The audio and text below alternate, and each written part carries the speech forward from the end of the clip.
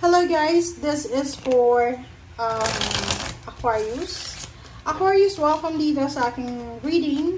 This is for your reading guys. Okay, thank you sa lahat ng Aquarius. I hope na makuha mo yung energy, makuha mo yung gabay.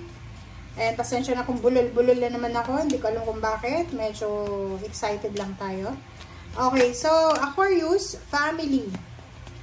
This is people, balance. Wow! Congratulations sa mga Aquarius na malalaman yung buntis kayo. Or manganganak kayo ngayong August 2025 or within August 2025 or until August 2026. Parang ganun. So, sinasabi ng barahan na may healing light. Okay? Yung mga babae na Aquarius na hindi mabuntis-buntis, posibleng sila ay mabuntis. Yung mga panay-away sa pamilya, yung mga magulo yung isipan, yung relationship, yung mindset, possible na magkaroon ng healing from August 2025 to 2026 ng August.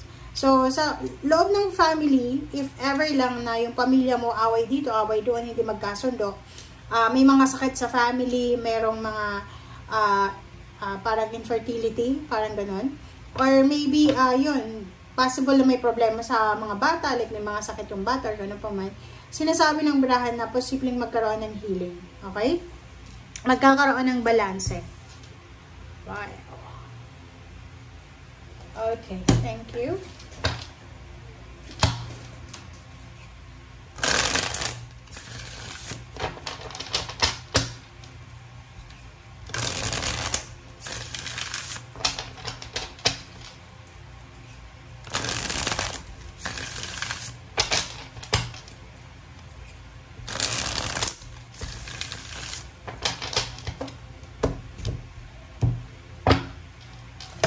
Okay, first card natin is the Magician. Second card is the Queen of Wands. Okay, para to sa lahat ng Aquarius. Aquarius, atong first two cards mo na to, sinasabi ng barahan sa'yo na there's a magic. Okay? There's a unexpected freedom na makukuha mo. Parang ganun. Wow. So, since mayroon ditong emotion, family, yung parang hindi inaasahan na baby. Unexpected baby, unexpected na pregnancy, diba? Unexpected na love life,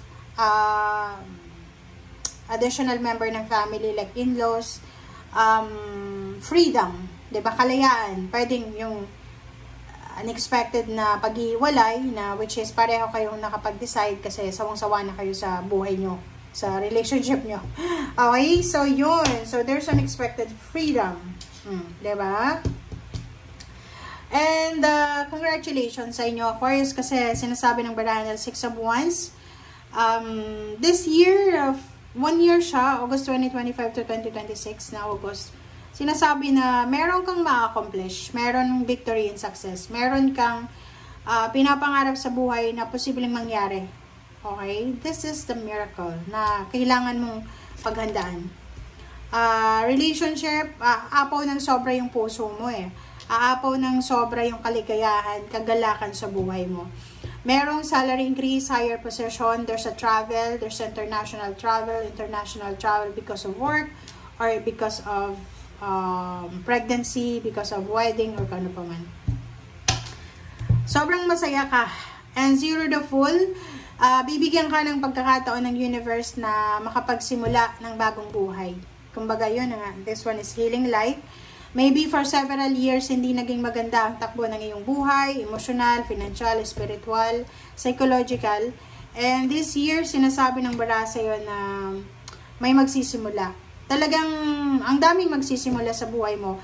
May bagong baby, yung iba, new relationship, yung iba, friendship, collaboration, new job, new career, or new travel.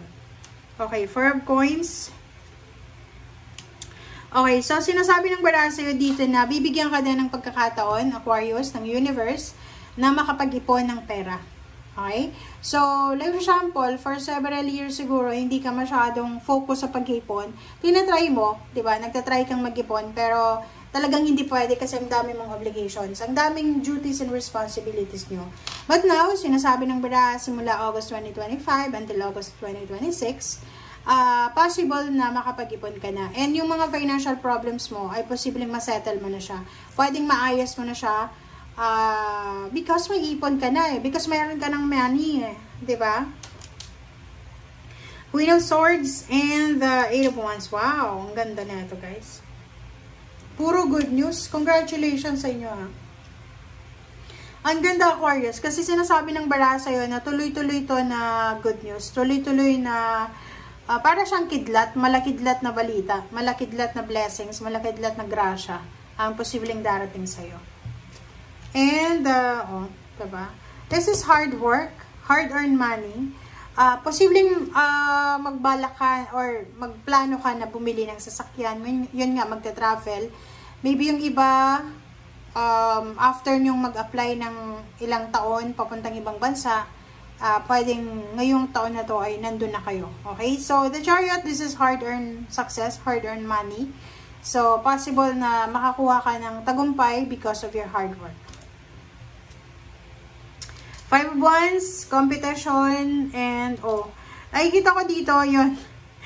Isang unexpected na pag-aaway between husband and wife, girlfriend, boyfriend, mag-live-in partner.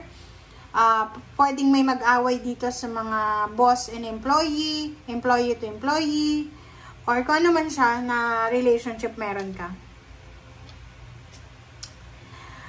Sinasabi ng bara sa'yo dito na posibleng makatanggap ka ng invitation. Maybe this is wedding invitation, or maybe this is graduation, or maybe this is birthday celebration, 60th or 18th birthday, or kano pa man, first birthday, parang gano'n. Ace of Wands, exciting. Nakikita ko sa'yo dito na sobra-sobra kang magiging excited, Aquarius, because there's an incoming lump sum of money. So, parang, yun na nga, mayroong Chariot dyan, na parang, eto yung idea na, ang tagal mong nag-apply papuntang ibang bansa, tapos ngayon, parang pumipirma ka na ng kontrata. Pag pumipirma ka na ng kontrata, parang iniisip mo na, sigurado na talaga na makakapag-ipon ka ng malaking halagang pera. Okay? So, there's excitement. Excited ka para sa salary increase. Excited ka para sa malaking sweldo na makukuha mo. Excited ka sa thought na makakapag-ipon ka na ng pera. Excited ka sa direksyon na tinatahak mo if you are planning to move or relocate. And excited ka para sa financial health na posibleng matanggap mo, or excited ka na tumulong sa mga taong nangangailangan. Nakikita ko sa'yo dito na maraming Christmas, parang maraming Christmas na gusto mong mag-share ng iyong blessings, pero parang walang nangyayari because wala ka naman na may share. But this Christmas, siguro, Christmas siya ng 2025, December 2025, or maybe your birthday, diba? Birthday ng 2026, January, February. Sinasabi ng bara na possible na makapag-share ka ng blessings financially because you are blessed. Okay? So, thank you guys for watching. Bye!